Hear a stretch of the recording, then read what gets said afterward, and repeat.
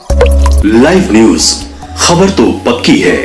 नमस्कार, मैं शंभू कुमार, आप देखें लाइव 24 न्यूज। पटना के दीघा में टिनी टॉट स्कूल में 4 साल के बच्चे की मौत हो गई थी। गुरुवार की रात 3 बजे उसका लाश मिला। 3 बजे लाश मिला।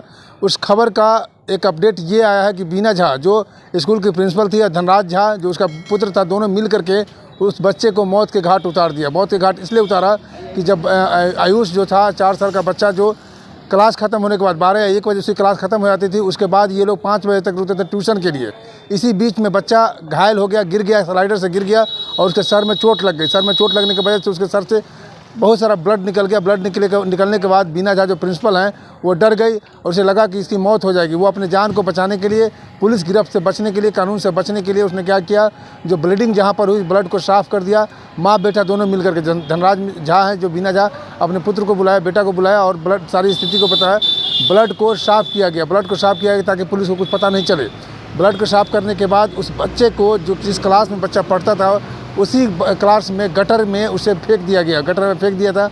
जिस समय गटर में फेंका गया था वो बच्चा जिंदा था। हो सकता था उस बच्चे को अगर सही से इलाज होता, सही से इलाज करती तो शायद पुलिस आयुष की जान बच सकती थी। लेकिन बीना झा और उसके पुत्र को लगा कि अब हम फंस जाएंगे, अगर ये बच्चा हॉस्पिटल जाते जाते अगर मर गए, इसकी मृत्यु हो जाती है तो हमारे ऊपर पूरी बदनामी हो जाएगी। अब सवाल ये उठता है कि बीना झा जो इस कातिल मतलब कि अपराधी है, बीना झा और उसके पुत्र दोनों अपराधी हैं।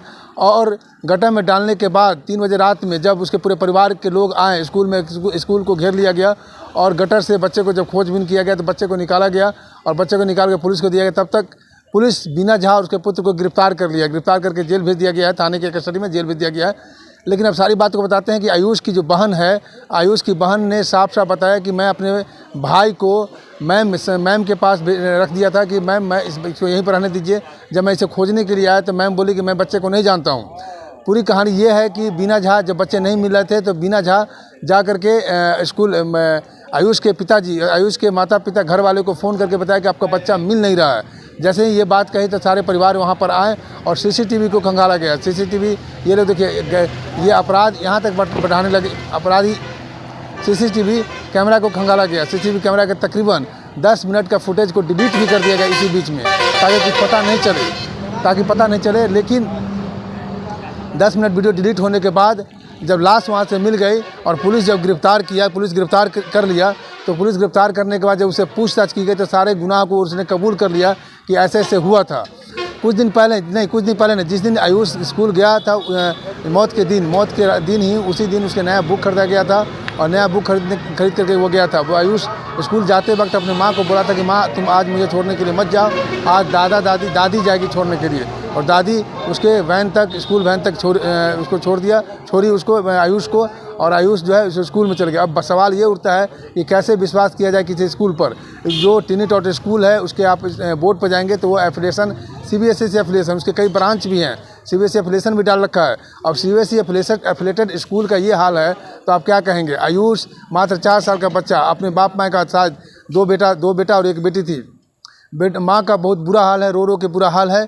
अभी तक पुलिस जो है 2 व्यक्ति को गिरफ्तार किए हैं, बीना झा और उसके पुत्र को, धनराज झा को, और दोनों पुलिस के गिरफ्त में। बाकी तहकीकात। अब सवाल ये उठता है, जिस दिन गटर में आयुष मिला था उस दिन हम लोग ये संभावना व्यक्त कर रहे थे, 2 संभावना व्यक्त कर रहे थे कि यह बच्चा खुद गिर गया होगा। गटर का हालात आप देखते, गटर में ये हालात था कि गटर के ऊपर ही क्लास चल रहा था और गटर को लॉक नहीं किया गया था। गटर को लॉक नहीं था और लॉक नहीं होने के बाद से तख्ती रखा हुआ था। स्वाभाविक है कि जो तख्ती रखा तो ऐसे ही बच्चे वहाँ पर गिर करके कोई अनहोनी हो सकती थी। लेकिन इस अनहोनी को दरकिनार किया गया स्कूल संचालक के द्वारा। अब सवाल ये उठता है कि इस तरह के स्कूल अगर पटना में हो तो क्या कहा जा सकता है, कितना प्रशासन की लापरवाही है।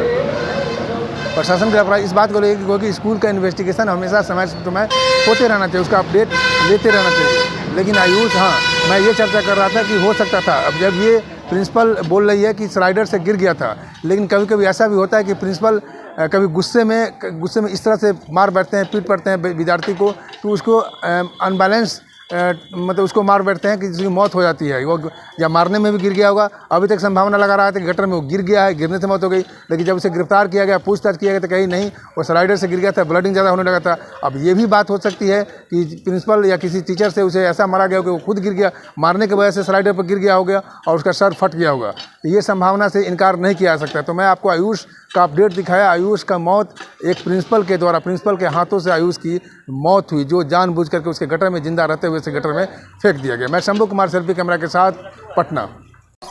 लाइव न्यूज, खबर तो पक्की है।